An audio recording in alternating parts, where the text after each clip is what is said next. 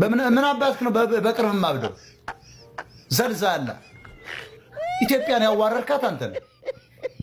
መረን የለቀቃችሁ በየትኛው መጽሐፍ ቅዱስ ነው ጸጉር ቀጥለሽና ጥፍር ቀጥለሽ ውጭ የሚል? አንተ ወራዳ ጴንጤዎች ሁሉ ጠቅላላ አጭር ቀሚስ አድርጋችኋል እንዴ? ቤተክርስቲያን ወዝወዝ የምትሉ አይንሽን ጨፍነሽ አፈንድለሽ አናውቅሽም እንዴ?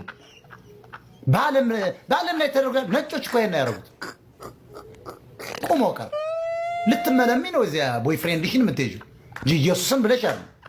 አንዳንዱም የሰንበት ተማሪ በኦርቶዶክስ ወንድ ለመመልመል ነው የምትሄጂው። ወንዱም ሴቷ ያችን ቆንጆዋን መቼም ድንግልና ስለተባለ ጡቷ ልትዳበስ ነው የምትሄዱ። ኢየሱስን ብለህ አይደለም የምትሄዱ። አንተ ሌባ ጠረቅሞ አረከሳችሁት። የጌታ እራት ምናምን እያልክ ትቀልዳለህ። ይታበ ለማዋረድና የምዕራባውያን ተልኮ የዘበጠሉ ኢትዮጵያ ውስጥ ይሄን ሱፍን ወጥረ ቂጥሽን በታመታ እያረግሽ ምናምን ወራዳ ተጨባበጡ፣ እግዚአብሔር ሰላም ተባባሉ ሲባል እኮ ጥሩ ጡትና ጥሩ መቀመጫ ያላትን ቀድመተሽ ቀዳድመ ነው ፔንቲ አብረ ቁጭ የምትለው እኮ አውቃለሁ። እኔ እኮ ገብቼ አውቃለሁ። ተሯሩጦ በቃ ያውቃል። ቆንጆ ዋጋ ነው ቶሎ ብሎ ሲገባ ቁጭ የሚል በኋላ ተቃቀፍ ይባላል። ተሳሳም ሲባል ያው